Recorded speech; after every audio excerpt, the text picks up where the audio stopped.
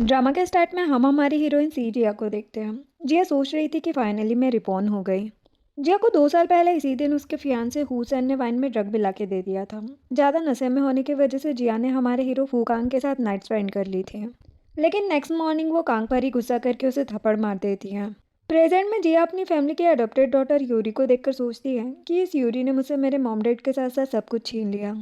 Previous life में Yuri ने जिया को आग में जलाकर मारने की कोशिश की थी ताकि सी फैमिली की पूरी प्रॉपर्टी यूरी को मिल जाए। लेकिन कांग जिया को सेव करके घर ले गया था। जिया का फेस जल गया था। वो अपने फेस और फैमिली को लेकर बहुत परेशान रहती थी। कांग उसके पास आकर कहता कि तुम बिल्कुल अगली नहीं हो, मैं हमेशा तुमसे प्यार करूंगा, तुम मेरे साथ रहो। लेकिन जिया कांग को उससे दूर रहने को कहती है। कांग जिया को उठाकर सोफे पर ले जाता है और उसे फोर्सफुली किस करने लगता है। लेकिन कुछ टाइम बाद ही यूरी और उसके फियांसे ने जिया के साथ साथ कांग को भी मार डाला। डेथ होने के बाद ही जिया अब रिबॉर्न हुई है। अब सभी कैमरामैन और रिपोर्टर्स जिया को देखकर उसके पास आ जाते हैं। यूरी जिया को हक करके कहती है कि मॉम डैड मेरे लिए कल पार्टी रख रहे हैं, अफसोस तुम्हें तो उन्होंने फैमिली से निकाल दिया। जिया यूरी को थप्पड़ लगा देती है। यूरी भी उसे थप्पड़ मारने वाली थी, लेकिन रिपोर्टर्स को देखकर नाटक करने लगती है। तभी वहाँ पर फूकांग आता है। जिया कांग को देखकर हैरान हो जाती है। वो समझ जाती है कि कांग भी रिबॉर्न हुआ है। कांग सोच रहा था कि भले ही जिया मुझे नफरत करती है, लेकिन मैं उसे जाने नहीं दूंगा। यहाँ पर 2 लड़कियां बातें कर रही थी कि जिया और कांग के बीच बचपन से ही अच्छा रिलेशन नहीं रहा है। जिया भागकर कांग के पास आती है और उसे हक करके किस करने लगती है। सभी लोग सॉक्ड हो जाते हैं। जिया कांग को लव यू कहती है। कांग कहते कि रो क्यों रही हो। जिया कहती है क्योंकि मैं तुम्हें मिस कर रही थी। वो कांग को हक करके कहती है कि मुझे छोड़ के मत जाओ। वो कहते कि छोड़ो मुझे, मैं कहीं नहीं जाऊंगा। जिया कहती कि मुझे किस करके दिखाओ कि तुम बिल्कुल ठीक हो। कांग उसे किस करने लगता है। सभी उन दोनों को देखकर सरप्राइज्ड हो चुके थे, लेकिन यूरी को गुस्सा आ रहा था। कांग सोच रहा था कि जिया का माउथ बहुत सॉफ्ट और स्वीट है, मुझे पता है ये मुझे फंसा रही है। एक्चुअल में जिया को सब कुछ याद था, लेकिन कांग को प्रीवियस लाइफ की कोई भी बात याद नहीं थी। अब कार में आकर कांग जिया को क्लोज आने से मना करता है और कहते कि अब तुम मुझे परेशान करने के लिए किस ट्रिक का यूज़ कर रही हो। जिया कहती कि किसी ट्रिक का यूज़ नहीं कर रही हूँ, मैं सिर्फ तुमसे प्यार करती हूँ। कांग असिस्टेंट से कहते कि हॉस्पिटल चलो, इसका दिमाग खराब हो गया है। जिया कहती कि नहीं, मैं बिल्कुल ठीक हूँ। कांग कहते कि तुम्हें याद है मॉर्निंग में तुमने मेरे बारे में क्या कहा था। जिया सोचती कि पहले मैं कांग को कोल्ड हार्टेड पर्सन समझती थी, लेकिन वो बहुत अच्छा इंसान है। देन वो याद करती है कि लिफ्ट में जाते टाइम उसने कांग को देखकर अपनी फ्रेंड से कहा था कि परफ्यूम डालो, लिफ्ट में दिखावे की स्मेल आ रही है मुझे। जिया कह देती है कि मैंने इसलिए कहा था क्योंकि तुम बहुत हैंडसम हो और मुझे तुम्हारी स्मेल बहुत पसंद है। कांग कहते कि मुझसे बकवास मत करो। जिया कहती कि ठीक है, कुछ और करते हैं। वो बार बार कांग को किस करने लगती है। कांग कहता कि 10 साल उस सैन के साथ रहकर सब सीख गई हो तुम। जिया प्रीवियस लाइफ के बारे में याद करके कहती है कि ये सब तुमने ही सिखाया है मुझे। जिया कहती कि मैं किसी सैन को नहीं जानती, मेरा अब उसे कोई रिलेशन नहीं है। कांग कहते कि तो तुम सिर्फ मुझे प्यार करती हो। जिया कहती कि हाँ। वो सोच रही थी कि क्या अभी कांग को मुझसे प्यार नहीं हुआ है। कांग कहता है कि तुम्हें प्रूव करना पड़ेगा। वो कहती कि ठीक है, किस करना काफ़ी है या फिर हम रूम में चलें। कांग तो सॉक्ड हो जाता है। इधर पार्टी में सैन अपने फ्रेंड वैन से बातें कर रहा था। वैन कहते कि तुम तो जिया से बहुत प्यार करते हो ना, आखिर तुम दोनों इतने टाइम से साथ हो। सैन गुस्से में कहता कि किसने कहा मैं उस बेवकूफ़ को लाइक करता हूँ। वो जिया एक बेड टेम्पर वाली लड़की है, मैं उसे अपने कंट्रोल में रखना चाहता हूँ ताकि वो सिर्फ नौकरों की तरह मेरी बात सुने। वैन सॉक्ड हो जाता है। तभी जिया और कांग वहाँ पर आते हैं। सैन जिया को अपने पास बुलाता है, लेकिन जिया उसे इग्नोर कर देती है। कांग कहता है कि तुम मुझसे प्यार करती हो ना, तो किस करो। जिया कांग को किस करने लगती है। उन दोनों को किस करता देखकर सैन सॉक्ड हो जाता है। वो जिया के पास जाने लगता है, लेकिन कांग का फ्रेंड यांजे उसे रोक देता है। सैन गुस्से में यांजे को मारने वाला था, लेकिन कांग उसका हाथ पकड़कर साइड कर देता है। वैन जिया से कहते कि देखो उसने सैन का हाथ तोड़ दिया, तुम सैन को हॉस्पिटल लेकर जाओ। सैन जिया से कहता है कि मुझसे माफ़ी मांग लो, मैं ये सब भूल जाऊंगा। जिया सैन के पास जाने लगती है। वो सोच रही थी कि प्रीवियस लाइफ में इसने मेरा बहुत दिमाग खराब किया है, आखिर मैं इस कमीने को कैसे लाइक कर सकती हूँ। जिया सैन को किक मार देती है। सभी सॉक्ड हो जाते हैं। जिया कान से कहती है कि मेरे पैर में मोच आ गई है, मुझे उठाकर ले चलो। सैन को तो गुस्सा आ रहा था। कांग जिया को उठा लेता है। सैन कहते कि जिया मेरी है, छोड़ो उसे। कांग जिया को किस करके कहता है लेकिन अब से मेरी है, और उसे ले जाता है। देन वो जिया को हॉस्पिटल लेकर आता है और डॉक्टर से पूछता है कि जिया का दिमाग ठीक है ना। डॉक्टर कहते कि हाँ, और रिपोर्ट देकर चला जाता है। जिया कहती कि देखा, मैं बिल्कुल ठीक हूँ। कांग कहता है कि तू सडनली तुम इतनी चेंज कैसे हो गई। जिया कहती कि मैं हमेशा से तुम्हें लाइक करती हूँ, ये सब सडनली नहीं हुआ है। कांग कहते कि वाह, कितना अच्छा झूठ है। वो कहती कि सच में मैंने ये सब पहले इसलिए नहीं कहा क्योंकि तुम बहुत हैंडसम हो। कितनी लड़कियां तुम्हें पसंद करती हैं, तुम तो मुझे इग्नोर भी करते थे। कांग कहते कि ओ हेलो, याद करो कौन किसे इग्नोर करता था। जिया कहती कि सॉरी, मैं तुम्हारे लायक नहीं थी इसीलिए तुमसे दूर रहना चाहती थी, लेकिन अब मैं ऐसा नहीं करूँगी। वो कहते कि मुझे तुम पर भरोसा नहीं है और वहाँ से जाने लगता है। जिया कहती कि मेरे लेग्स में पेन हो रहा है। टांग उसके पास आकर उसे उठा लेता है और कहते कि तुम्हें मुझे पे करना पड़ेगा। जिया उसे किस करके कहती कि हाँ ठीक है, लाइफ टाइम साथ रह के पे करती रहूँगी। कांग कहते कि लाइफ टाइम साथ रहने का मतलब पता है। जिया कहती कि हाँ, मैं लाइफ टाइम तुम्हारे साथ रहना चाहती हूँ। कांग शॉक्ड हो जाता है। देन वो जिया को दूसरे रूम में रुकने को कहता है। जिया कहती कि मैं सच में तुम्हारे रूम में नहीं रुक सकती। कांग कहते कि नहीं। आज सावर लेते टाइम कांग जिया की बातों को याद कर रहा था और कहते कि क्या जिया सच बोल रही है। तभी जिया डोर नॉक करती है। कांग डोर ओपन करके कहते कि अब क्या हो गया। वो कांग को देखने लगती है और कहती कि तुम्हारी केट ने मुझे मार दिया। कांग उसका हाथ साफ करता है और कहते कि केयरफुल रहो। वो कहती कि मुझे अपने रूम में रहने दो प्लीज़। वो कहता कि तुम कितना झूठ बोलोगी मेरे साथ रहने के लिए। जिया कहती कि मुझे बस तुम्हारे साथ रुकना है। कांग अपनी केट को देखने जाता है। वो जिया को देखकर गुस्से में आ जाती है। जिया डर के मारे कांग के ऊपर चढ़ जाती है। कांग कहते कि नीचे उतरो। जिया कहती कि नहीं, बाहर चलो। बाहर आकर कांग जिया को अपने ऊपर बिठाकर उसे चेक करने लगता है। जिया कहती कि क्या हुआ। वो कहता है कि तुम सच में मेरे साथ रहना चाहती हो ना। जिया हाँ कहती है। कांग उसे किस करने लगता है। वो दोनों किस ही कर रहे थे, तभी यांजे वहाँ पर आता है और उन दोनों को देखकर शॉक्ड हो जाता है। वो ये बोलकर चला जाता है कि मैंने कुछ नहीं देखा। यांजे का फ्रेंड मिंग कहता है कि क्या हुआ, कोई डॉग देख लिया क्या। यांजे कहते कि डॉग और कैट को फाइट करते देख लिया। यांजे की बात सुनकर मिंग अंदर आता है और कांग से कहता है कि ये यांजे बकवास कर रहा था। तभी जिया आती है। यांजे उसे सिस्टर इन लॉ कहता है। मिंग तो हैरान हो जाता है, लेकिन वो भी जिया को सिस्टर इन लॉ कहने लगता है। कांग उन दोनों को बैठने के लिए कहता है और खुद जिया को किस करने लगता है। मिंग और यांजे दोनों ही हैरान हो जाते हैं। मिंग डॉक्टर है, इसीलिए वो जिया को इंजेक्शन लगाने आया था क्योंकि कान की केट ने जिया को पंजे मार दिए थे। जिया कहती कि बस करो, मुझे इंजेक्शन लगवाना है। कान कहते कि पहले सावर ले लो। वो उसे रूम में लाता है। जिया कहती कि क्या तुम भी मेरे साथ सावर लोगे।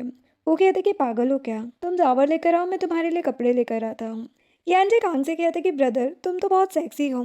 कान कहते कि फ्लर्ट करने के लिए कोई लड़की नहीं मिली तुम्हें। मिंग यांजे को टीज करने लगता है। देन मिंग जिया को इंजेक्शन लगाता है। कान सोचता है कि जिया को इससे दर्द हो रहा होगा। मिंग कहते कि बाद में एक बार चेक करा लेना। जिया कहती कि ठीक है। मिंग और यांजे उन दोनों को बाय बोलकर चले जाते हैं। कांग हेयर ड्रायर लेकर जिया के बाल सुखाने लगता है। देन वो उसे किस करता है और कहते कि बेबी तुम मुझसे शादी करोगी। जिया तो हैरान हो जाती है। कांग कहते कि हाँ, मैं तुमसे शादी करना चाहता हूँ। जिया याद करती है कि प्रीवियस लाइफ में उसने कांग के स्टडी रूम में रिंग देखी थी जिसे पहनकर वो बहुत रोने लगती है और कहती कि मैं कांग को लाइक करती हूँ, लेकिन अब मैं उसके लायक नहीं हूँ क्योंकि जिया का फेस जल गया था। कांग जिया से पूछता है कि क्या हुआ। जिया कहती कि मैं शादी करने के लिए रेडी हूँ। कांग कहते कि सच में। वो कहती कि हाँ, क्योंकि मैं तुमसे बहुत प्यार करती हूँ। कांग सोचता है कि भले ही जिया झूठ बोल रही हो, लेकिन मैं चाहता हूँ कि ये झूठ कुछ टाइम और चले। जिया कहती कि रात के 12 बज चुके हैं, हम कल मैरिज सर्टिफिकेट लेंगे। कांग कहते कि नहीं अभी। वो अपनी मेट्स को बुलाता है। वो सभी जिया के लिए गिफ्ट्स लेकर आती है। जिया सरप्राइज्ड हो जाती है। कांग कहते कि ये सब तुम्हारी पसंद के हिसाब से मंगाया गया है। जिया कांग को हक करके थैंक्स कहती है। देन वो दोनों मैरिज सर्टिफिकेट लेने के लिए रेडी होते हैं। कांग कहते कि तुम बहुत ब्यूटीफुल लग रही हो और दोनों किस करने लगते हैं। तभी सिविल अफेयर ब्यूरो की मैनेजर कांग के घर आती है और कांग से कहती कि आप सच में अभी मेरी सर्टिफिकेट लेना चाहते हैं।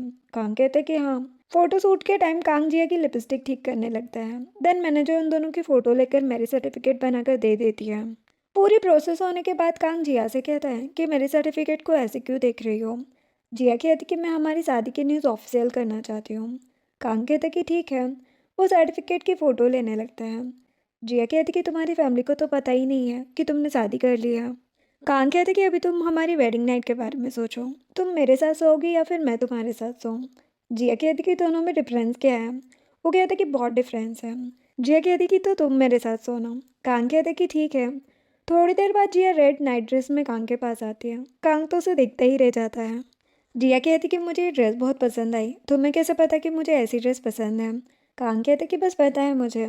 जिया कांग के ऊपर बैठकर उसे हक कर लेती है। कांग जिया को बेड पर लिटाकर उसे ब्लैंकेट उड़ा देता है। जिया कहती कि ये क्या है। वो कहता है कि मैंने साथ सोने को ही तो कहा था। वो कहती कि तो तुम्हारा साथ सोने का ये मतलब था। वो कहता है कि हमें एक दूसरे को टाइम देना चाहिए। कांग सोच रहा था कि मैं चाहता हूँ कि जिया सच में मुझसे प्यार करने लगे। जिया कहती कि हम मैरिड हैं और मैं तो बिल्कुल रेडी हूँ। कांग कहता है लेकिन मैं रेडी नहीं हूँ। वो कहती कि कैसे लड़के हो तुम, अच्छा किस तो कर ही सकते हो। वो कहते कि नहीं कल करना, अभी सो जाओ। जिया गुस्से में उसके हाथ पर बाइट कर लेती है और आई हेट यू बोलकर सोने लगती है। कांग उसे हक कर लेता है तो जिया भी उसे हक करके सो जाती है। नेक्स्ट मॉर्निंग जिया उठकर बाहर कांग के पास आती है। कांग कहते कि थोड़ी देर और सो लेती तुम। वो कहती कि क्या तुम्हें रात में अच्छे से नींद नहीं आई। कांग कहते कि तुम बताओ, तुम्हें अच्छे से नींद आई या नहीं। वो कहती कि मुझे एक बुरा सपना आया था। वो याद करती है कि प्रीवियस लाइफ में कैसे सैन उसे परेशान करता था। कांग कहता है कि क्या आया था सपने में। जिया कहती कि मुझे याद नहीं है। कांग कहते कि उस सैन ने कभी तुम्हें परेशान तो नहीं किया ना। वो मना कर देती है। कांग कहते कि मेरे होते हुए तुम्हें कोई परेशान नहीं कर सकता। जिया स्माइल करने लगती है। देन वो दोनों सी फैमिली के एंगेजमेंट पार्टी में आते हैं। कांग जिया से कहते कि तुम बहुत ब्यूटीफुल लग रही हो। जिया उसे थैंक्स कहती है। तभी कांग को उसकी ग्रैंडमा का कॉल आता है। जिया कहती कि मैं अंदर जा रही हूँ, तुम बात करके आओ। कांग कहते कि ठीक है बेबी। जिया सोचती कि प्रीवियस लाइफ में कांग की ग्रैंडमा मुझे बहुत नफरत करती थी। शायद इन्हें हमारे मैरिज सर्टिफिकेट वाली बात पता चल गई है। अंदर सभी कांग और जिया की शादी के बारे में ही बातें कर रहे थे कि जिया ने तो सबसे रिचेस्ट फैमिली में ही शादी कर ली। जिया के डैड मिस्टर सी सोच रहे थे कि मैं उस जिया से कांटेक्ट नहीं कर पा रहा हूँ। तभी सैन आता है और देखते हैं कि जिया नहीं आई। वो वहाँ से जाने लगता है। यूरी उसे रोक कर कहती कि कहाँ जा रहे हो। मिस्टर सी कहते कि तुम्हारे मॉम डैड नहीं आए। सैन कहते कि अब आएंगे भी नहीं। मिस्टर सी कहते कि क्यों, आज तुम्हारी इंगेजमेंट है। सैन कहते कि मुझे जिससे मैरिज करनी है वो यहाँ पर है ही नहीं। सभी शॉक्ड हो जाते हैं। यूरी कहती कि ये तुम क्या कह रहे हो। मिस्टर सी कहते कि क्या यूरी तुम्हारे सामने नहीं है। सैन कहते कि क्या आपको नहीं पता कि मेरी फियांसी कौन है। तभी जिया वहाँ पर आती है। सभी उसे देखकर हैरान थे। सैन सोचता है कि अब देखता हूँ ये मुझे कैसे माफ़ी मांगती है। मिस्टर सी कहते हैं कि तुम यहाँ पर क्यों आई। कल तुमने अपनी सिस्टर को सबके सामने एम्बेरस किया, यहाँ तक कि कांग को भी सिड्यूस किया। पता नहीं तुम जैसी लड़की को क्यों पाला मैंने। मिसेस सी कहती कि तुम्हें क्या लगता है कि कांग के क्लोज जाकर तुम हमें और सैन को परेशान कर सकती हो। जिया कहती कि मैं तो बस यूरी और सैन की एंगेजमेंट पार्टी अटेंड करने आई हूँ। सैन कहता है कि ये तुम क्या बोल रही हो। जिया कहती कि मैं तुम दोनों को कॉन्ग्रेचुलेट करने आई थी, तुम लोग तो यहाँ पर फाइट कर रहे हो। सैन कहते कि बकवास मत करो, चुपचाप उनसे माफ़ी मांगो वरना हमारी इंगेजमेंट कैंसिल कर दूंगा। जिया कहती कि मैं मैरिड हूँ, मेरा तुमसे क्या लेना देना है। सैन ये सुनकर और गुस्सा हो जाता है। कांग आकर जिया को अपने क्लोज कर लेता है और सैन से कहते कि तुम्हारी हिम्मत कैसे हुई मेरी वाइफ को टच करने की। मिस्टर सी गुस्से में जिया से कहते हैं कि तुम्हारी हिम्मत कैसे हुई कांग को सिड्यूस करने की, दूर रहो उससे। कांग कहते कि जिया आप मेरी वाइफ हैं, तुम लोग इससे ऐसे बात नहीं कर सकते। वैसे सी कहती कि हम जिया के मॉम डैड है, हमें पता है ये तुम्हारी फैमिली की बहू बनने के लायक नहीं है। कांग कहते कि इसकी टेंशन तुम लोग मत लो, वैसे भी तुम लोगों ने तो जिया को सी फैमिली से निकाल ही दिया है, अब से जिया फू फैमिली की मेंबर है। सैन जिया से कहते कि अच्छा होगा तुम मुझसे माफ़ी मांग लो, मैं ये सब इग्नोर कर दूंगा। जिया कहती कि तुम्हारा दिमाग खराब हो चुका है। सैन एक टाई क्लिप दिखाकर कहता है कि ये तुमने मेरे बर्थडे के लिए बाय की थी ना, तुम इसीलिए गुस्सा हो क्योंकि तुमने सुना कि मैं यूटी से एंगेजमेंट कर रहा हूँ। जिया कहती कि ऐसा कुछ नहीं है, मैं तुम्हें लाइक नहीं करती हूँ। रही बात इस टाई क्लिप की, तो ये मुझे ज़्यादा शॉपिंग करने पर फ्री मिली थी। उसी दिन मैंने तुम्हें और यूरी को मॉल में किस करते देख लिया था। जो सुनकर सभी शॉक्ड हो जाते हैं। कांग सैन को किक मारकर साइड कर देता है। जिया कहती कि मैं सिर्फ अपने हस्बैंड कांग से प्यार करती हूँ, वो उसे सबके सामने किस करती है। कांग खुश हो जाता है और सभी से कहता है कि मैं भी हमेशा से जिया को ही प्यार करता हूँ और फाइनली हम दोनों शादी कर चुके हैं। सभी रिपोर्टर्स उनकी फोटोज लेने लगते हैं। कांग जिया के मॉम डैड और सैन से कहता है कि अब मेरी वाइफ को बुली करने की कोशिश भी मत करना। वो जिया को लेकर चला जाता है। सभी गेस्ट कहते हैं कि सी फैमिली ने इतना अच्छा सन इन लो खो दिया। सैन जाने लगता है। यूरी उसे रोकती है लेकिन वो उसे साइड कर देता है। मिसेस सी कहती है कि पहले तुम यूरी को लाइक करते थे, अब तुम जिया को लाइक करने लगे, क्या तुम हमारी फैमिली को एम्बेरस करना चाहते हो। सैन कहता है कि मैंने कब कहा कि मैं यूरी को लाइक करता हूँ। तुम लोग अपनी रियल डॉटर को छोड़कर इस अडॉप्टेड डॉटर को ज़्यादा प्यार करते हो, इसका मतलब ये थोड़ी है कि मैं भी इस ऑर्फन लड़की से प्यार करूँगा। यूरी शॉक्ड हो जाती है। सैन सभी रिपोर्टर्स से कहता है कि आज की एक भी न्यूज़ बाहर नहीं आनी चाहिए वरना तुम सबको फायर करा दूंगा मैं। रिपोर्टर्स कहते कि तुम ऐसा नहीं कर सकते। सैन कहते कि ट्राई करके देख लो, किसी को नहीं छोड़ूंगा मैं। घर आकर कांग जिया को किस करने लगता है। किस करते हुए जिया कांग की चेस्ट को टच करती है और कहती कि ये स्कार कैसे आया तुम्हें। वो कहता कि किसी ने नाइफ मार दी थी मुझे। जिया कहती कि क्या, कौन इतना पागल है जिसने तुम्हें मारा, वो भी ऐसे। कांग कहता है कि उसने जानबूझ के ऐसा नहीं किया। माउंटेन पर मुझे एक लड़की मिली थी। रात में वो बहुत ज़्यादा डरी हुई थी। मैं उसकी हेल्प करने के लिए उसके पास आ रहा था, लेकिन डर की वजह से उसने मुझे ही नाइफ मार दिया और फिर खुद बेहोश हो गई। जिया हैरान हो जाती है और कांग के पास आकर कहती कि वो लड़की मैं ही हूँ, है ना? इसका मतलब वो ब्लैक मास्क वाले लड़के तुम ही हो। कांग कहते कि हाँ। वो कहती कि सैन ने कहा था कि उसने मुझे सेव किया था, इसीलिए इतने सालों से मैं सैन के लिए ग्रेटफुल रही हूँ। जिया कांग को हक करके रोने लगती है। कांग कहते कि मैं तुम्हें बता भी देता तो भी तुम मेरी बात पर भरोसा नहीं करते। जिया कहती कि तुम इतने स्टूपिड कैसे हो सकते हो। कांग कहते कि बस करो बेबी, इतना मत रो अब। जिया कहती कि हाँ ठीक है। कांग कहते कि अच्छा बताओ, तुम्हें किस करते टाइम मेरे साथ कंफर्टेबल फील होता है या सैन के साथ? जिया कहती कि क्या बकवास कर रहे हो। वो उसकी नेक पर बाइट कर देती है और उसे हक करके कहती कि मैंने कभी उस सैन को किस नहीं किया। कांग कहते कि तभी वो तुम्हें ऐसे ट्रीट करता था। जिया कहती कि हाँ। कांग कहते कि फिर भी इतने सालों से तुम उसके साथ थी, तुम्हें सच में उससे प्यार है ना? जिया कहती कि मॉम डैड ने मेरी एंगेजमेंट उससे करा दी थी। मैं बस अपनी फियांसी होने की ड्यूटी कर रही थी, उसे लाइक नहीं करती थी। मैं सिर्फ तुमसे प्यार करती हूँ। कांग ये सुनकर खुश हो जाता है। देन वो दोनों साथ में लंच करते हैं। कांग जिया की फ़ोटो क्लिक करके अपने फ्रेंड्स ग्रुप में सेंड करता है और कहते हैं कि मेरी वाइफ ने कहा कि वो मुझसे बहुत प्यार करती है। कांग के फ्रेंड्स और ब्रदर्स जिया के बारे में ही बातें करने लगते हैं। तभी एक फ्रेंड जिया के डेटिंग शो का पोस्टर सेंड करता है। कांग जिया को उस पोस्टर की फ़ोटो दिखाता है। जिया कहती कि इस शो का कॉन्ट्रैक्ट मैंने एक हफ्ते पहले साइन किया था, तब हम एक दूसरे को नहीं जानते थे। कांग कहते कि सच में? वो कहती कि हाँ, मैंने अपनी फ्रेंड को बुलाया इस बारे में बात करने के लिए। थोड़ी देर बाद जिया की फ्रेंड सिमी आती है। वो आते ही जिया से कहती है कि तुम उस कांग से कैसे शादी कर सकती हो? तुमने तो कहा था कि वो दुनिया का सबसे बेकार लड़का है जो हर टाइम दिखावा करता है। जिया उसे चुप रहने को कहती है। सिमी कांग को देखकर कहती है कि मेरा ये मतलब नहीं था। जिया ने कहा था कि तुम दुनिया के सबसे अच्छे लड़के हो। जिया कहती कि हाँ सही काम। कांग जिया को क्लोज करके कहता है कि अब काम की बात कर लें। सीमी बताती कि जिया को सी फैमिली से निकालने के बाद उनके पास कोई रास्ता नहीं था, इसीलिए उन लोगों ने एलाइज डेटिंग शो के लिए साइन कर दिया। अगर आप मना करते हैं तो जिया को कंपनसेशन देना होगा। कांग कहते कि कंपनसेशन में 30 मिलियन ही देने हैं ना, मैं दे दूंगा। जिया कहती कि इसकी कोई ज़रूरत नहीं है। कांग पूछता है कि ये शो लव और डेटिंग के बारे में है ना? सिमी कहती कि हाँ, शो में बॉयज़ और गर्ल्स अपनी फीलिंग्स को डेवलप करते हैं। कांग कहते कि तो कॉन्ट्रैक्ट कैंसिल करने की ज़रूरत नहीं है, मैं भी जिया के साथ उस शो में जाऊँगा। जिया और सिमी शॉक्ड हो जाती है। कांग कहते कि उस शो से सभी को हमारे रिलेशनशिप के बारे में पता चल जाएगा। सिमी कहती कि इस शो का सबसे बड़ा इन्वेस्टर सैन है, वो इसके लिए रेडी नहीं होगा। जिया कहती कि ये सब मुझ पर छोड़ दो। जिया ने प्रीवियस लाइफ में यूरी से सुना था कि सैन इनफर्टाइल है। जिया ये मैसेज सैन को सेंड करती है। सिमी और कांग शॉक्ड हो जाते हैं। कांग सोचते कि जिया को ये बात कैसे पता चली। सैन जिया को कॉल करके पूछते कि तुम्हें ये बात कैसे पता। जिया कहती कि तुम्हें इससे क्या, तुम बस मेरा एक काम करो वरना मैं ये बात पूरे चाइना में बता दूंगी, फिर तुम हो फैमिली के हायर भी नहीं बन पाओगे। सैन कहते कि बोलो क्या करना है। जिया कहती कि एलाइज डेटिंग शो में मेरा हस्बैंड कांग मेरे साथ जाएगा। सैन कहते कि बकवास मत करो, कांग फू फैमिली का सन है, वो अपनी फैमिली को एम्बेरस करने तुम्हारे साथ उस बेकार से डेटिंग शो में क्यों जाएगा। कांग कहते कि तुम इसकी टेंशन मत लो, मैं अपनी वाइफ के साथ जा रहा हूँ, अगर तुम हम दोनों को नहीं जाने दोगे तो जिया को कंपनसेशन सेंड कर देना। जो सुनकर सैन कह देता है कि मैं एक और कॉन्ट्रैक्ट सेंड कर दूंगा। जिया सिमी से कहती कि मैं कांग के साथ रहूंगी तो तुम मेरे घर में शिफ्ट हो जाना। सिमी कहती कि ठीक है और चली जाती है। कांग जिया को अपने क्लोज करके कहते कि अब क्या करना है। जिया कहती कि तुम्हारे साथ रहकर तो मैं कुछ भी कर सकती हूँ। कांग सैन के बारे में बात करने लगता है। जिया कहती कि तुम हमेशा उसे बीच में क्यों लाते हो। कांग कहते क्योंकि मैं नहीं चाहता कि अब तुम उसके पास भी जाओ, उसकी हिम्मत कैसे हुई तुम्हें बुली करने की। वो कहती कि मैं कभी नहीं जाऊंगी अब। कांग उसे उठाकर रूम में ले जाता है। अब रात में फिर से जिया को बुरे सपने आ रहे थे, लेकिन इस बार वो अपने बेबी के बारे में बात कर रही थी। कांग कहते कि क्या हुआ, तुम ठीक हो ना? जिया कहती कि पीरियड की वजह से मुझे पेन हो रहा है। कांग कहते कि मॉर्निंग में हम हॉस्पिटल चलेंगे। वो कहती कि मुझे अभी पेन किलर्स और पेड्स चाहिए। वो कहते कि ठीक है। नेक्स्ट मॉर्निंग कांग जिया से पूछते कि अब तुम ठीक हो। वो कहती कि हाँ। कांग कहते कि क्या तुम कभी प्रेग्नेंट हुई हो। जिया कहती कि क्यों। कांग कहते कि सपने में तुम अबॉर्शन कराने से मना कर रही थी। मुझे गलत मत समझो, अगर किसी ने तुम्हें हर्ट किया है तो मैं उसे छोड़ूंगा नहीं। जिया कहती कि वो बेबी तुम्हारा ही था। एस्टन शॉक्ड हो जाता है। कांग कहते कि तुम्हें नहीं बताना तो रहने दो।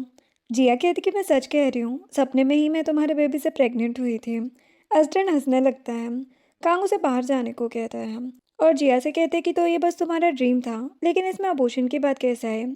जिया कहती कि पता नहीं, किसी वजह से तुमने ही मुझे अबॉर्शन कराने के लिए फोर्स किया था। कांग कहते कि रियल लाइफ में कभी ऐसा नहीं होगा। जिया कहती कि हाँ ये तो बस सपना था ना। वो दोनों बातें कर ही रहे थे तभी जिया को फिर से पेन होने लगता है तो कांग उसे हॉस्पिटल लेकर आ जाता है। मिंग कांग को देखकर कहते कि क्या तुम्हारी भी तबीयत ठीक नहीं है। कांग कहते कि मुझे जिया की टेंशन है। दूसरी डॉक्टर आकर मिंग को बताती है कि जिया ठीक है लेकिन मेंटली डिप्रेस्ड होने की वजह से ही उसे इतना पेन हो रहा है। कांग सोचते कि कहीं ये सब उसके इन ड्रीम्स की वजह से तो नहीं हो रहा। कांग जिया के पास आता है। जिया उससे कहती कि तुम सैड क्यों हो, क्या मुझे कोई बीमारी हो गई है। कांग कहते कि नहीं, तुम फिर से सपने में मेरा नाम ले रही थी और कह रही थी कि तुम मुझे नफरत करती हो। जिया प्रीवियस लाइफ के बारे में याद करके कहती है कि बस इसलिए क्योंकि मैं तुमसे गुस्सा थी और तुम मेरे साथ ज़बरदस्ती कर रहे थे। कांग कहते कि सच में। जिया कहती कि हाँ, मैं तुम्हें लाइक नहीं करती थी तो तुमने मुझे अपने पास लॉक करके रखा था। कांग कहते कि तुम्हारे सपनों में मैं इतना बेड पर्सन हूँ। जिया कहती कि ऐसा नहीं है, कभी कभी मुझे लगता है कि ये सपने नहीं प्रीवियस लाइफ की बातें हो। कांग कहते कि तो प्रीवियस लाइफ में मैं इतना क्रूअल पर्सन था। जिया कहती कि बिल्कुल नहीं, वैसे अगर मैं अब तुम्हें लाइक ना करूँ तो तुम मुझे लॉक तो नहीं करोगे ना। कांग कहते कि बिल्कुल नहीं, तुम मुझे छोड़ना चाहती हो तो छोड़ सकती हो। जिया कहती कि वाह, तुम मुझसे बिल्कुल प्यार नहीं करते है ना, तभी मुझे जाने दोगे। कांग कहते कि रोकूंगा तो तुम ड्रीम्स की तरह नफरत करोगी। जिया कहती कि वो तो बस ड्रीम्स है और कांग से गुस्सा हो जाती है। कांग को कुछ फील होता है, वो जिया से घर चलने को कहता है। जिया उसे हक कर लेती है और कहती कि हाँ ठीक है, मुझे भूख लगी है। अब बाहर आकर कांग कहता है कि मैं कार लेकर आता हूँ। कांग के जाते ही मिसेस सी यूरी और उसके बेटे जैन के साथ वहाँ पर आती है। मिसेस सी जिया को थप्पड़ मार देती है। इधर कांग को भी थप्पड़ का एहसास होता है जैसे उसे भी किसी ने मार दिया हो। जिया मिसेस सी को ही थप्पड़ मार देती है। जैन कहते कि तुम्हारी हिम्मत कैसे हुई मॉम पर हाथ उठाने की। जिया कहती कि ये मुझे मार सकती है लेकिन मैं इन्हें क्यों नहीं मार सकती। वैसे सी कहती कि अब कभी सी फैमिली में आने के बारे में सोचना भी मत।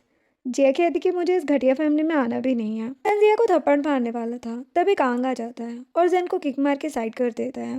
देन वो मिसेस सी को भी धक्का दे देता है।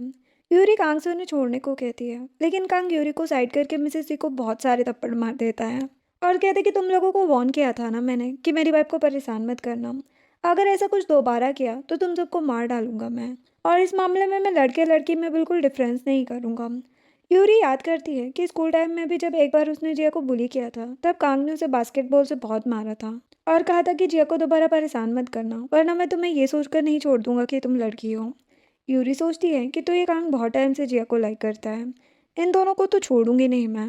अब कार में आकर जिया बहुत हंस रही थी। कांग कहते कि क्या हुआ। जिया कहती कि तुमने तो कमाल कर दिया। वो कहते कि अब कोई मुझे मारेगा तो मैं उसे कैसे छोड़ सकता हूँ। जिया कहती कि लेकिन उन्होंने मुझे थप्पड़ मारा था। कांग कहते कि तुम्हारा फेस मुझसे अलग नहीं है। जिया कहती कि अच्छा। कांग उसके हाथ को देखने लगता है। वो कहती कि मैं ठीक हूँ और उसे टच करने लगती है। कांग भी जिया को किस करने लगता है तभी उसे यांजे का कॉल आता है। यांजे उसे क्लब में आने को कहता है। कांग जिया से पूछता है तो वो कहती कि चलते हैं, यांजे अकेला होगा। अब क्लब में यांजे अकेले गाने गा रहा था। जिया उसे देखकर हंसने लगती है। कांग जिया के पास बैठ जाता है। वो कहती है कि यांजे को देखो वो ठीक है या नहीं। कांग कहते कि रहने दो, मैं अपनी वाइफ के पास रहूँगा। देन जिया वॉशरूम चली जाती है। रास्ते में जिया को एमी नाम की लड़की दिख जाती है। उसे देखकर जिया प्रीवियस लाइफ की बातें याद करने लगती है। तभी कांग आता है और कहते कि क्या हुआ। जिया कहती कि सपने में मेरा फेस जल गया था जिसके बाद मैं अगली दिखती थी। तो तुम्हारी लाइफ में एक लड़की आई जो मेरी तरह दिखती थी, क्या तुम उसे लाइक करने लगते हैं। कांग कहते कि ये तुम्हारे सपने हैं या फिर टीवी सीरियल्स। जिया कहती कि सच बताओ। कांग कहते कि दुनिया में कितनी भी ब्यूटीफुल लड़कियां क्यों ना हो, मेरे लिए तुमसे ब्यूटीफुल कोई नहीं है, अब चाहे तुम्हें कुछ भी हो जाए। तभी एमी उसके पास आती है। उसे देखकर जिया कांग को किस करने लगती है। एमी कांग के दूर के रिलेटिव है। कांग भी उसे किस करने लगता है। एमी कहती कि शायद मैंने तुम लोगों को डिस्टर्ब कर दिया। कांग कहते हैं कि डिस्टर्ब ही किया है, निकलो अब यहाँ से। एमी गुस्से में चली जाती है। जिया को याद आता है कि आज ही एमी को कोई मार देता है और वो कांग की कार के सामने आ गई थी और फिर कांग उसे हॉस्पिटल ले गया था। घर जाते टाइम जिया कांग को ड्राइव करने से मना करती है। कांग कहते कि हम पैदल तो नहीं जा पाएंगे, क्यों ना होटल रूम में चले। जिया कहती कि हाँ ठीक है। तभी एमी आती है। वो बहुत इंजर्ड थी और कांग से हेल्प मांगती है। कांग कहते कि मैं एम्बुलेंस को कॉल कर दूंगा, मेरी वाइफ की भी तबीयत ठीक नहीं है। वो दोनों चले जाते हैं। रूम में आते ही जिया कांग को किस करने लगती है। कांग कहते कि तुम किसिंग में बहुत अच्छी हो, सच सच बताओ तुमने ये सब कहाँ से सीखा, वरना मैं कभी तुम्हें किस नहीं करूँगा। जिया कहती कि इतनी सिंपल सी चीज़ को सीखने के लिए किसी की ज़रूरत है क्या, और वैसे तुम भी किस करने में अच्छे हो तो क्या तुमने भी ये किसी और से सीखा है। कांग कहते कि नहीं। जिया कहती कि हाँ तो ये नॉर्मल बात है। वो कहते कि जाओ तुम शावर लो या मैं तुम्हारी हेल्प करूँ। वो कहती कि नहीं और चली जाती है। कांग सोच रहा था कि कुछ तो है जो जिया मुझसे हाइड कर रही है, ऐसा मुझ पर भरोसा नहीं है या फिर कोई और रीज़न है। नाइट में जिया कांग से कहती कि क्या सोच रहे हो तुम। वो कहते कि मैं तुम्हारी बातों से बहुत कंफ्यूज हो रहा हूँ। कुछ ऐसी बात है जो तुम्हें पहले ही पता चल जाती है, जैसे तुम्हें पता है कि आगे क्या होना है। तुम मुझसे इतनी नफरत करती थी लेकिन सडनली इतना प्यार करने लगी कि मुझसे शादी भी कर ली। जिया कहती कि सच कहूँ तो मैंने तुमसे जो कुछ कहा है वो मेरे ड्रीम्स नहीं है बल्कि रियलिटी है। कांग कहते कि क्या मतलब। जिया कहती कि ये सब हमारी प्रीवियस लाइफ में हो चुका है। 2 साल पहले हम दोनों की डेथ हो गई थी, लेकिन उसके बाद हम दोनों रिबॉर्न हुए हैं। ये सुनने में बहुत अजीब लग रहा है लेकिन यही सच है। कांग सरप्राइज्ड हो जाता है और कहते कि क्या सच में ये सब सच है। जिया कहती कि हाँ, ड्रंक होने की वजह से हम दोनों ने नाइट स्पेंड की, तब मैं तुम्हें नफरत करती थी। फिर मैं प्रेग्नेंट हो गई, वीक होने की वजह से मुझे प्रेगनेंसी में बहुत प्रॉब्लम होती, तो तुमने मेरा अबॉर्शन करा दिया। तब मैं तुम्हें और ज़्यादा नफरत करने लगी, लेकिन मुझे नहीं पता था कि तुम मुझसे इतना प्यार करते हो। मेरी वजह से उन लोगों ने तुम्हें भी मार दिया, इसीलिए मैं रिबॉर्न होना चाहती थी ताकि तुम्हारे प्यार के बदले मैं भी तुम्हें प्यार दे पाऊँ। कांग कहते कि ऐसे कैसे हो सकता है, वो लोग तुम्हें मेरे सामने परेशान कर रहे थे और मैंने कुछ भी नहीं किया। जिया कहती कि बहुत कुछ किया तुमने मेरे लिए, तुमने तो मेरे लिए अपनी जान भी दे दी, इसीलिए मैं इस लाइफ में सिर्फ तुमसे प्यार करना चाहती हूँ। कांग उसे किस करने लगता है। अब नेक्स्ट मॉर्निंग कांग को उसकी ग्रैंडमा का कॉल आता है। ग्रैंडमा कहती कि एमी हॉस्पिटल में है, अभी उसे देखने जाओ। कांग कुछ नहीं कहता, वो जिया को किस करने लगता है। जिया स्माइल करने लगती है। कांग कहता है कि मैं दिखाना चाहता हूँ कि मैं तुमसे कितना प्यार करता हूँ। जिया कहती कि मुझे पता है तुम मुझसे बहुत प्यार करते हो और मैं भी तुमसे उतना ही प्यार करती हूँ। कांग कहते कि मेरी डेथ के गिल्ट की वजह से तो ऐसा नहीं कर रही हो ना। जिया कहती कि बिल्कुल नहीं, उस टाइम मैं खुद को तुम्हारी लायक नहीं समझती थी। मेरा फेस खराब होने के बाद ही एमी तुम्हारी लाइफ में आई थी। कांग जिया से कहता है कि तो तुम कल एमी की ही बात कर रही थी। जिया कहती कि हाँ, वो थोड़ी थोड़ी मेरी तरह दिखती है। 2 साल पहले उसका एक्सीडेंट तुम्हारी ही कार से हुआ था, जिसके बाद वो प्रेग्नेंट नहीं हो सकती थी। तो तुम्हारी ग्रैंडमा ने तुमसे कहा कि तुम एमी से शादी करो। कांग कहता है कि मैंने उन्हें मना नहीं किया। जिया कहती कि किया, लेकिन ग्रैंडमा बहुत गुस्सा कर रही थी। उन्होंने एमी को तुम्हारी पर्सनल असिस्टेंट बना दिया था। कांग कहते कि उस टाइम का तो मुझे पता नहीं, लेकिन अभी हॉस्पिटल चलो, मैं दिखाता हूँ तुम्हें कैसे मना किया जाता है और कौन मेरी बात नहीं सुनता। जिया कहती कि ठीक है। देन वो दोनों हॉस्पिटल आते हैं। अंदर आकर जिया कहती कि तुम रूम में जाओ, तुम्हारी ग्रैंडमा मुझे बिल्कुल पसंद नहीं करती है। कांग कहते कि इस बात से कोई फ़र्क नहीं पड़ता, मैं तो तुमसे बहुत प्यार करता हूँ। तभी कांग की ग्रैंडमा आती है। वो कांग से कहती कि इस लड़की को यही छोड़कर एमी से मिलने जाओ। कांग कहते कि मैं अपनी वाइफ को छोड़कर कहीं नहीं जाऊँगा। ग्रैंडमा गुस्से में कहती है कि इस लड़की को अभी डिवोर्स दो और एमी से शादी करो। कांग कहते कि नहीं, मैं जिया के बिना जिंदा नहीं रह पाऊंगा। ग्रैंडमा कहती कि बकवास मत करो। जिया कहती कि अगर आपने कांग को मुझसे अलग किया तो मैं भी मर जाऊंगी। कांग कहता है इससे अच्छा है बेबी हम दोनों साथ में मर जाते हैं। तभी मिंग भी वहां पर आता है। ग्रैंडमा कहती कि तुम दोनों बंद करो अपना ये नाटक। कांग कहते कि हाँ, तो मैं जिया से डिवोर्स नहीं लूंगा। ग्रैंडमा कहती कि तुम्हें एमी से ही शादी करनी पड़ेगी, बस बात खत्म। ग्रैंडमा की तबीयत खराब होने लगती है तो मिंग उन्हें रूम में ले जाता है। मिंग बाहर आकर कांग से कहते कि ये सब क्या था। कांग कहते कि मैं और जिया तो बस नाटक कर रहे थे। मिंग कहते कि एमी का कल एक्सीडेंट हुआ है, एक्सीडेंट में उसका यूट्रस डैमेज हो गया है, शायद वो प्रेग्नेंट नहीं हो पाएगी फ्यूचर में। फिर भी ग्रैंडमा तुम्हें एमी से शादी करने के लिए फोर्स क्यों कर रही है। कांग कहते कि पता नहीं। कांग ग्रैंडमा से बात करने आता है। ग्रैंडमा कहती कि तुम्हें एमी से शादी करनी ही पड़ेगी। कांग कहते कि मैं सच में जिया के बिना नहीं रह पाऊंगा, ये बात मैंने किसी से नहीं कही है, लेकिन मुझे जिया का पेन फील होता है, कोई भी उसे हर्ट करता है तो मुझे पता चल जाता है। ग्रैंडमा कहती कि क्या बकवास कर रहे हो।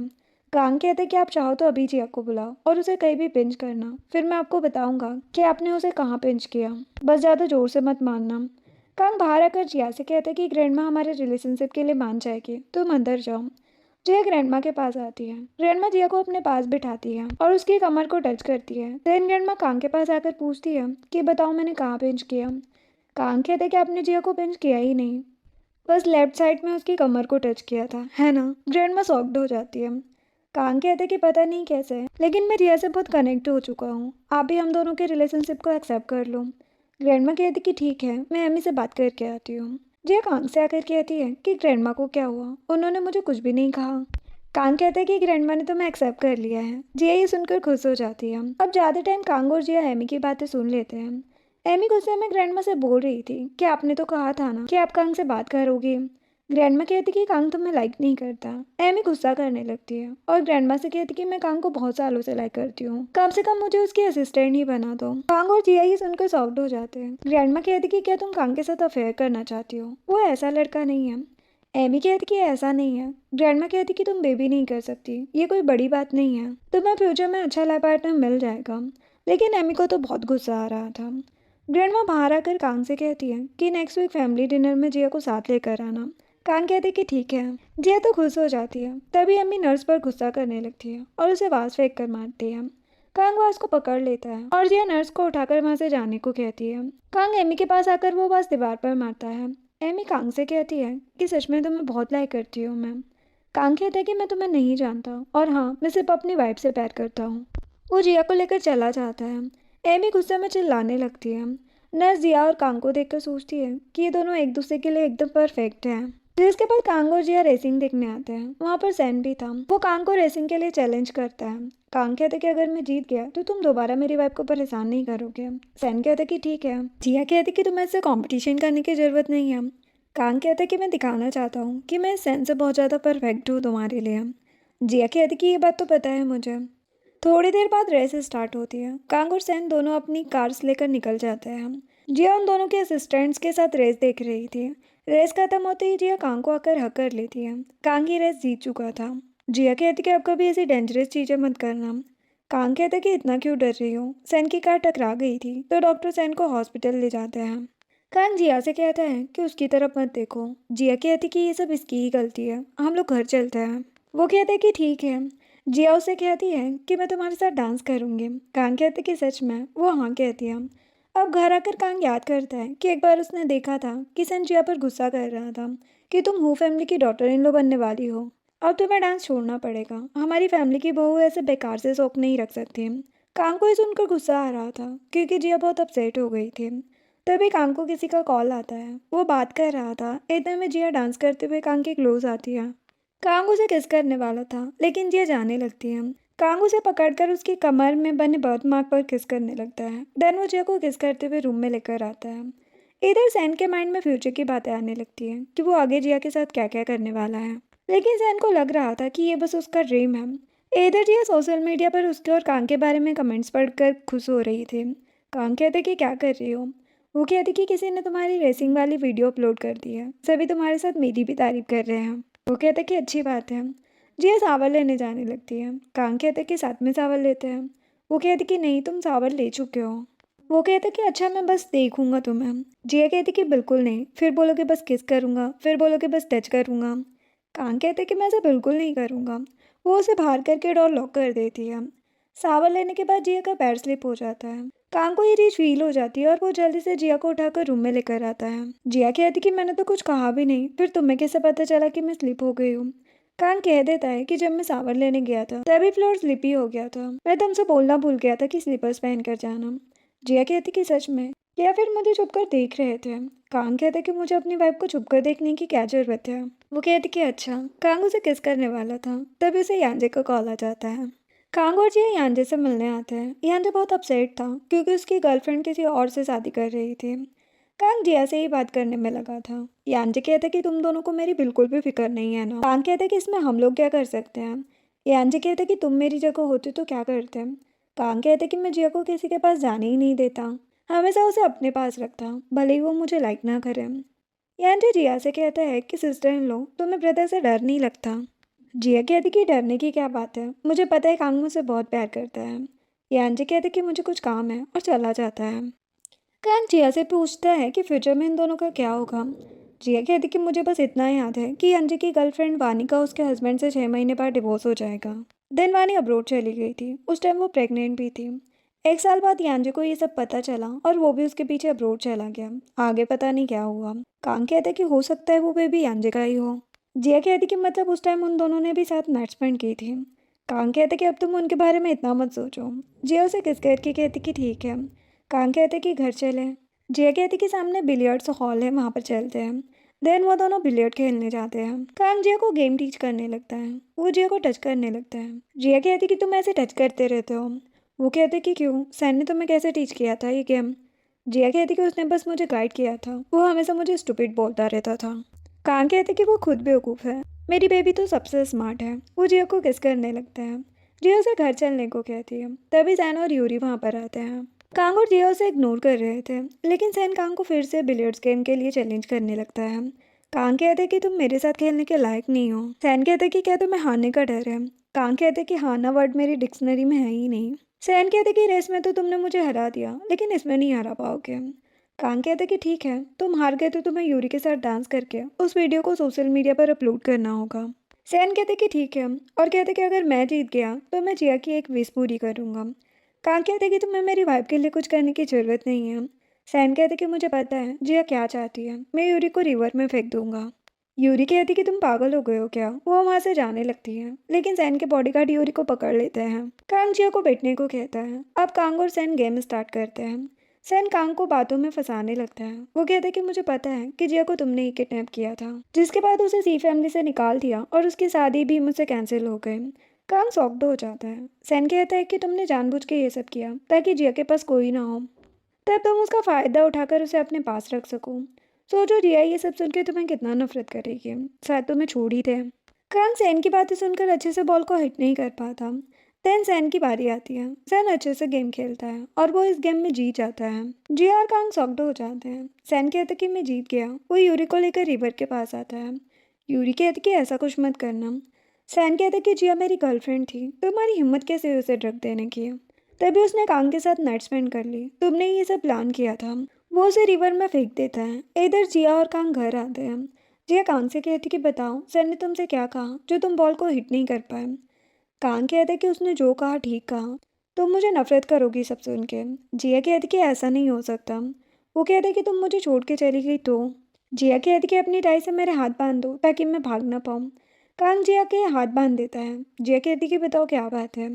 कांग कहते कि उस टाइम यूरी तुम्हें किडनैप करना चाहती थी ताकि तुम्हें सी फैमिली से निकाल सके, तो उसकी जगह मैंने तुम्हें किडनैप करा लिया ताकि सी फैमिली से निकलने के बाद तुम मेरे साथ रह सको और मैं तुम्हें सबसे प्रोटेक्ट कर सकूं।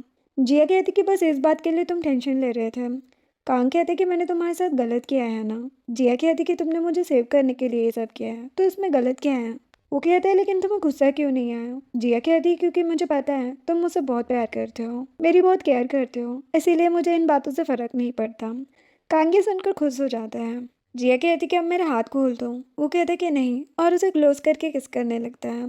अब नेक्स्ट मॉर्निंग कांग को यांजी का कॉल आता है। यांजी कहते कि मैं और वानी 2 दिन के लिए बाहर जा रहे हैं, तुम और सिस्टर इन लॉ भी हमारे साथ चलो। जिया कहती कि वानी की वेडिंग नहीं हुई। यांजी कहते कि मैंने उसकी वेडिंग कैंसिल करा दी, वो अभी भी मुझसे गुस्सा है। ये मेरे पास लास्ट चांस है, वरना मेरा ब्रेकअप हो ही जाएगा। तुम लोग मेरी हेल्प करो। जिया के कहने पर कांग साथ जाने के लिए मान जाता है। देन वो सभी बाहर आते हैं। वानी यांजे से कहती है कि ये सब करने की ज़रूरत नहीं है। यांजे कहते कि मैं नहीं चाहता कि बाद में तुम्हें रिग्रेट हो। वानी कहती कि अच्छा होगा तुम अपना प्रॉमिस याद रखो, 2 दिन बाद से मुझे परेशान करना छोड़ देना। कांग जिया के लिए फ्रूट स्वीट्स लेता है। जिया उसे टेस्ट करके कांग को भी टेस्ट करने को कहती है। कांग जिया को किस करता है और कहता है कि मेरी बेबी स्वीट से भी ज़्यादा स्वीट है। यांजे वानी के लिए भी फ्रूट स्वीट लेकर आता है, लेकिन वानी कह देती है कि मुझे स्वीट्स नहीं पसंद और वहाँ से जाने लगती है। यांजे बहुत अपसेट हो जाता है और कहता है कि अब कभी पीछे मुड़ के मत देखना। वानी बिना कुछ बोले वहाँ से चली जाती है। यांजे जिया और कांग के साथ ड्रिंक करने जाता है। वो जिया को अपना कार्ड देकर कहता है कि ये वानी को दे देना, अब मैं ये सब खत्म कर रहा हूँ। जिया कहती कि तुम्हारा डिवोर्स थोड़ी हो रहा है जो तुम इतने पैसे दे रहे हो उसे। यांजे कहते कि मैंने उसकी वेडिंग कैंसिल करा दी, ये उसके लिए कंपनसेशन है। जिया कहती कि ठीक है। यांजे कांग से कहते कि ब्रदर, मैं भी तुम लोगों के साथ एलाइज डेटिंग शो में जाना चाहता हूँ, मुझे पैसों की ज़रूरत है। जिया कहती कि तुम डेटिंग शो में क्या करोगे। कांग कहते कि ठीक है मैं बात कर लूँगा। देन कांग और जिया वानी के पास आकर उसे यांजे का बैंक कार्ड देते हैं। वानी कहती है कि यांजे को मेरी तरफ से थैंक्स बोल देना और सॉरी बोलकर चली जाती है। घर आने के बाद कांग सावर लेकर आता है और देखते हैं कि जिया सोफे पर ही सो गई है, तो वो उसे उठाकर रूम में ले जाता है।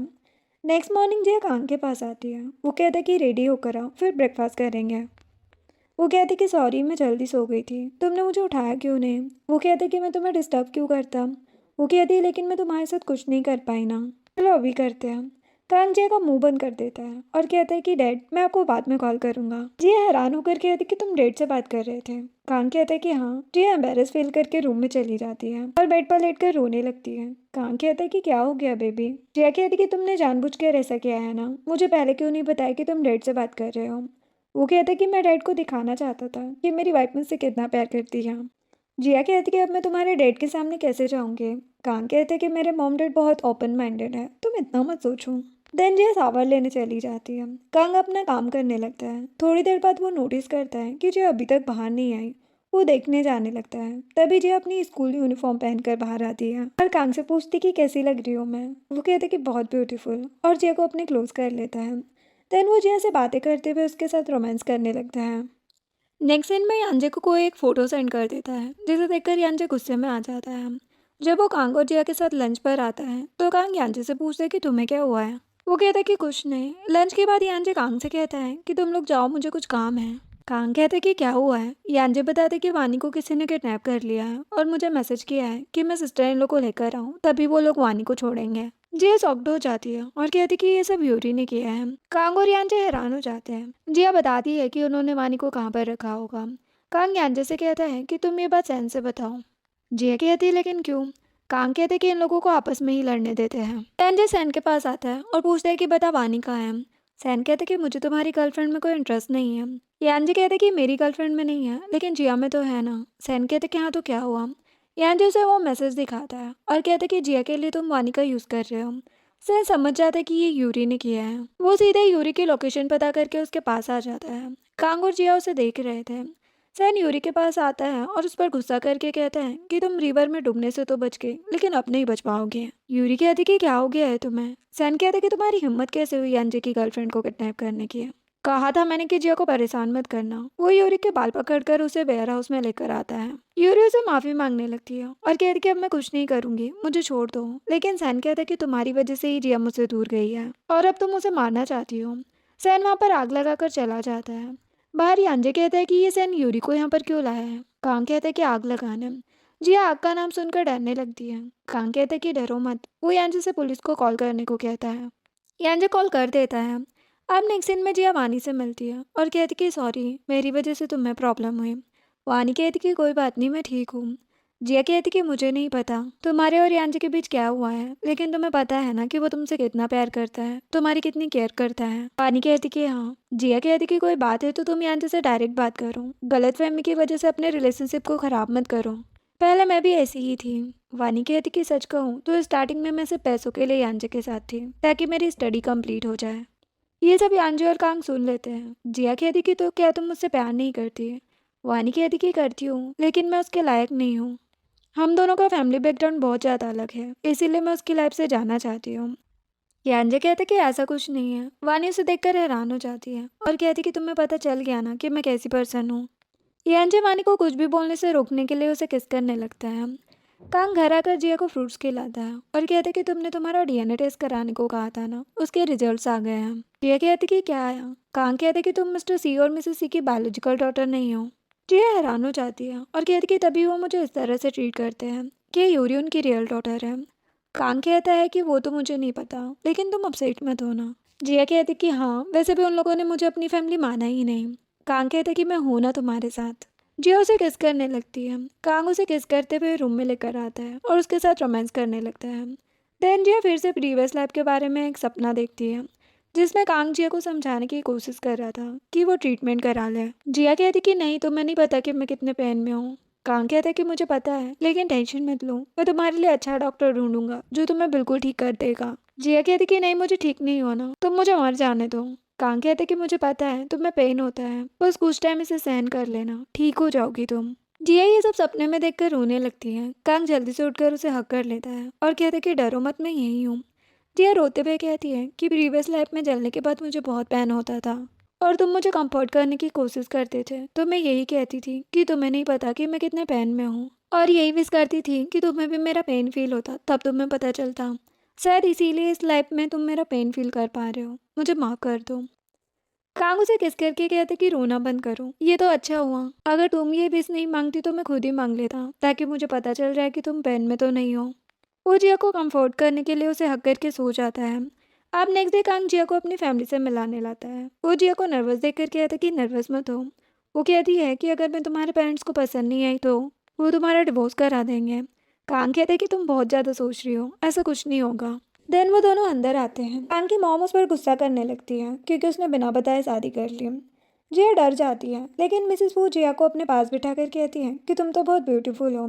जिया उन्हें हेलो कहती है। मिसेस वू उसे कहती है कि हमने तुम्हारे और सी फैमिली के बारे में सुना, अब से तुम हमारी फैमिली को ही अपनी फैमिली मानो। मिस्टर फू कहते कि हाँ, हम सब एक ही फैमिली है। जिया कहती कि हाँ, लेकिन मैंने और कांग ने मेरा डीएनए टेस्ट कराया, जिससे पता चला कि मैं उनकी बायोलॉजिकल डॉटर नहीं हूँ। पता नहीं मेरे मॉम डैड कौन है। मिसेस फू कहती कि कोई बात नहीं, तुम टेंशन मत लो, हम सब है ना। जिया कहती कि हाँ, मुझे मेरी न्यू फैमिली मिल गई। देन वो सभी साथ में लंच करते हैं। मिसेस फू मिस्टर फू से कहती कि देखो, जिया बो फैमिली के बेटे युआन की तरह दिखती है ना। मिस्टर फू कहते कि हाँ, सुना है युआन की एक ट्विन सिस्टर भी थी, लेकिन बर्थ के टाइम ही गायब हो गई। वो लोग इतने सालों से उसे ढूंढने की कोशिश कर रहे हैं। मिसेस फू कहती कि हो सकता है जिया बो फैमिली की ही डॉटर हो। मैं बो फैमिली की पार्टी में जिया को साथ ले जाऊंगी। मिस्टर फू कहते कि ठीक है। मिसेस फू जिया से पार्टी में साथ चलने को कहती है। कांग कहते कि आप मुझे साथ चलने को क्यों नहीं पूछ रही। मिसेस फू कहती है क्योंकि मेरी बहू बहुत ब्यूटीफुल है, मैं सबके सामने शो अप करना चाहती हूँ। मिस्टर फू कहते कि हाँ, वैसे भी इसके बाद तुम्हारी वेडिंग होनी है, तो जिया को सबसे मिलाने का ये अच्छा मौका है। जिया शॉक्ड होकर कहती कि हमारी वेडिंग। कांग कहते कि हाँ, हमारी ग्रैंड वेडिंग होगी ना, तभी तो सबको पता चलेगा कि तुम मेरी वाइफ हो। मॉम डैड उन दोनों को साथ में देखकर बहुत खुश थे। जिया अपने मॉम डैड को मिस करके अपसेट हो जाती है। कांग कहता है कि तुम चाहो तो मैं तुम्हारे बायोलॉजिकल मॉम डैड को ढूंढने में हेल्प करता हूँ। जिया कहती कि क्या पता उन लोगों ने जानबूझ के मुझे छोड़ा हो, और वैसे भी अब तुम हो ना मेरे पास। कांग कहते कि वो तो मैं हमेशा हूँ। अब रात में मिसेस फू जिया को बो फैमिली की पार्टी में लेकर आती है। वहाँ पर वो जिया को मिस्टर बो से मिलाती है। मिस्टर बो जिया को देखकर हैरान हो जाते हैं। वो मिसेस फू से कहते हैं कि मुझे आपसे कुछ बात करनी है। मिसेस फू जिया से कहती कि तुम यहीं रुको, मैं अभी आती हूँ। मिस्टर बो मिसेस फू से कहते हैं कि आपकी बहू मेरी वाइफ की तरह दिख रही है, वो किस फैमिली से है। मिसेस फू ने जिया के बारे में सब कुछ बताती है। मिस्टर बो कहते हैं कि क्या मैं जिया का डीएनए टेस्ट करा सकता हूँ। मिसेस फू कहती कि हाँ बिल्कुल, हम भी तो यही चाहते हैं। इधर जिया के पास सहन आता है और कहते कि मैंने तुम्हारे लिए यूरी के साथ इतना सब किया और तुम अभी भी मुझे इग्नोर कर रही हो। जिया कहती कि मेरे तुम दोनों से कोई लेना देना नहीं है। सैन कहता है कि उस यूरी ने ही तुम्हें ड्रग दिया, जिससे तुमने कांग के साथ नाइट स्पेंड की, और वो तुम्हें जला के मारना चाहती थी। जिया शॉक्ड हो जाती है और सोचती कि क्या ये भी रिबॉर्न हुआ है। सैन पूछता है कि क्या तुम्हें भी हमारे फ्यूचर की ये सारी बातें पता है। जिया कहती कि तुम्हारा दिमाग तो ठीक है। सैन कहते कि प्लीज़ मुझे माफ़ कर दो, मेरे पास वापस आ जाओ, मैं ये सब दोबारा नहीं होने दूंगा। जिया कहती कि तुम्हें अपने दिमाग का ट्रीटमेंट कराना चाहिए, तुम भूल रहे हो कि अब मैं मैरिड हूँ। सैन कहते कि मुझे फ़र्क नहीं पड़ता। तभी कांग आता है और सैन को किक मारकर साइड कर देता है। जिया कहती कि इसे हॉस्पिटल भेज दो ट्रीटमेंट के लिए। असिस्टेंट सैन को ले जाता है। कांग सबके सामने जिया को किस करता है। अब घर आकर जिया कांग को बताती है कि सैन को भी प्रीवियस लाइफ की बातें याद आ रही है। कांग कहते कि उसने जो कुछ भी तुम्हारे साथ किया है, मैं उसके लिए उसे छोड़ूंगा नहीं। जिया कहती कि हाँ, लेकिन हमें भी केयरफुल रहना होगा। कांग कहते कि पहले मैं उसकी कंपनी और फैमिली को ख़त्म करूंगा। जिया कहती कि अच्छा आइडिया है। अब कांग जिया को वो फैमिली के बारे में बताता है कि उनकी फैमिली में ट्विंस हुए थे, लेकिन उनकी डॉटर बर्थ के टाइम ही गायब हो गई थी। मॉम डैड को तुम वो फैमिली के बेटे की तरह दिखती हो। जिया कहती है कि तो मॉम को लग रहा है कि मैं बो फैमिली की डॉटर हूँ। कांग कहते हैं कि हाँ, इतने सालों से वो लोग अपनी डॉटर को ढूंढ रहे हैं, क्यों ना तुम्हारा डीएनए टेस्ट करा लें। जिया कहती कि ठीक है। कांग जिया को हक कर लेता है। अब नेक्स्ट डे जिया कांग मिस्टर फू और मिसेस फू के साथ मिस्टर बो के आने का वेट कर रही थी। तभी मिस्टर बो और उनका बेटा युआन वहाँ पर आते हैं। युआन कांग को डीएनए टेस्ट रिपोर्ट दिखाता है। जिया सच में बो फैमिली की ही डॉटर है, जो देखकर सभी खुश हो जाते हैं। मिस्टर बो जिया से कहते कि हमें माफ कर दो बेटा, पता नहीं उस टाइम कौन तुम्हें लेके आया था, इतने सालों से हम तुम्हें ढूंढ रहे हैं। तुम्हारी मॉम तो इतनी डिप्रेस्ड हो गई थी कि उनकी डेथ हो गई। जिया कहती कि मुझे लगा था कि आप लोगों ने जानबूझकर मुझे छोड़ दिया था। मिस्टर बो कहते कि ऐसा नहीं है। जिया अपने डैड और भाई को हक कर लेती है। देन वो सभी साथ बैठकर बातें करते हैं। युआन कहता है कि कांग तुम्हें परेशान करे तो मुझे बताना। जिया कहती कि भाई आप टेंशन मत लो, कांग बहुत अच्छा है। मिस्टर फू कहते कि आज हम सब साथ में डिनर करेंगे। मिस्टर बो कहते कि हाँ क्यों नहीं। जिया कांग को हक करके कहती है कि आज मैं बहुत खुश हूँ। तभी कांग को कंपनी से कॉल आ जाता है, तो वो जिया से कहते कि मुझे कंपनी में काम है, तुम मॉम डैड के साथ डिनर कर लेना। जिया कहती कि कोई बात नहीं, तुम जाओ।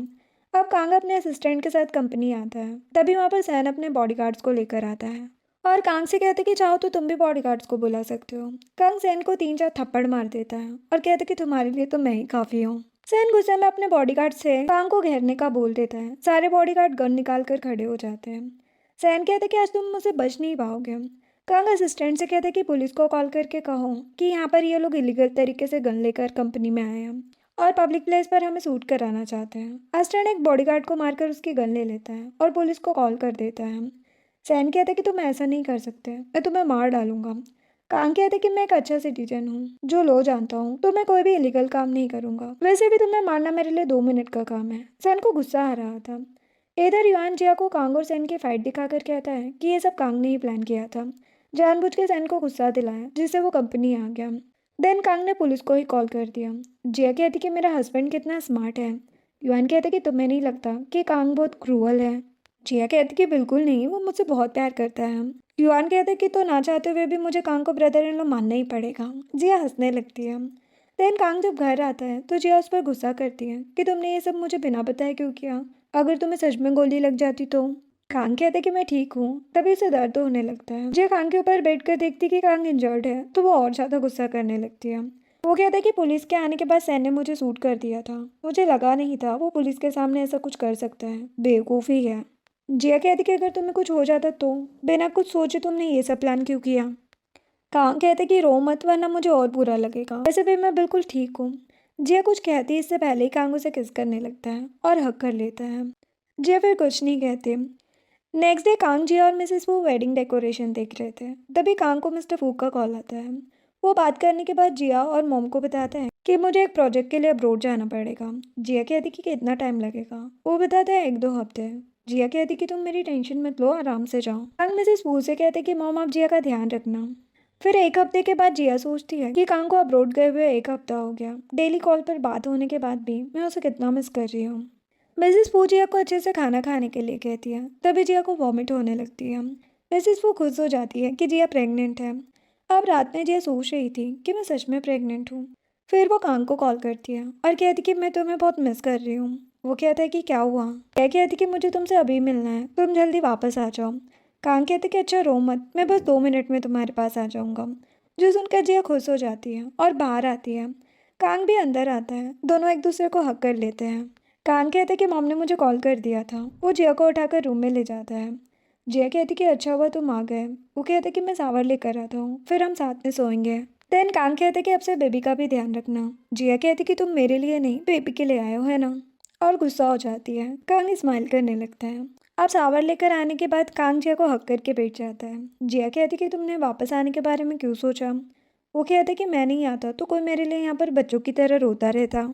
जिया कहती कि मैं बस अपनी फीलिंग्स हाइड नहीं करती तुम्हारे सामने। कांग कहते कि अच्छी बात है, वैसे तुम ठीक हो ना। जिया कहती कि हाँ, बस अच्छे से कुछ खा नहीं पा रही हूँ मैं। कांग कहते कि अभी तो बस स्टार्टिंग है, बाद में तुम्हें और प्रॉब्लम हो सकती है। जिया कहती कि जब तक तुम मेरे साथ हो मुझे कुछ नहीं होगा। कांग उसे किस करने लगता है। अब कुछ दिनों के बाद उन दोनों की वेडिंग का डे आ जाता है। सिमी और वानी कांग से पैसे मांगती है, तभी वो कांग को जिया के पास जाने देगी। कांग उन दोनों को क्रेडिट कार्ड्स दे देता है। देन वो अंदर जाकर जिया को देखता है और कहता है कि तुम बहुत ब्यूटीफुल लग रही हो। जिया कहती कि मैं इस मोमेंट का कब से वेट कर रही थी। देन वो दोनों स्टेज पर आते हैं। मिस्टर बो जिया को लेकर आ रहे थे।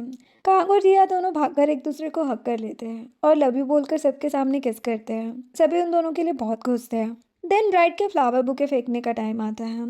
जिया के फ्लावर फेंकते ही वानी उसे केच कर लेती है। यांजी ये देखकर खुश हो जाता है। अब 9 महीने के बाद जब जिया की डिलीवरी होने वाली थी, उस दिन जिया कांग से कहती है कि तुम मिंग से एनेस्थीसिया का इंजेक्शन लगवा लेना। कांग कहते कि तुम मेरी टेंशन मत लो। डॉक्टर जिया को रूम में ले जाती है। कांग मिंग के पास आता है। मिंग कहते कि मैं ऐसे ही तुम्हें इंजेक्शन नहीं लगा सकता। कांग कहते कि हमारे पास ज़्यादा टाइम नहीं है, तुम जल्दी मुझे इंजेक्शन लगा दो। मिंग कहते कि नहीं। तभी कांग को जिया का पेन फील होने लगता है। उसे भी पेट में दर्द हो रहा था। मिंग जल्दी से कांग को चेक करता है। थोड़ी देर बाद मिंग कांग को रेस्ट करने को कहता है, लेकिन कांग कहता है कि मुझे मेरी वाइफ और बेबी से मिलना है। कांग जिया के पास आता है। जिया पूछती कि तुम ठीक हो ना। वो कहते कि हाँ, और तुम। जिया कहती कि मैं भी ठीक हूँ, हमारा बेबी बहुत ब्यूटीफुल और क्यूट है। कांग स्माइल करने लगता है। देन वो दोनों एक दूसरे को लव यू बोलकर किस करते हैं और इसी के साथ ये ड्रामा एंड होता है। वीडियो पसंद आई हो तो लाइक शेयर एंड सब्सक्राइब करें। Thanks for watching.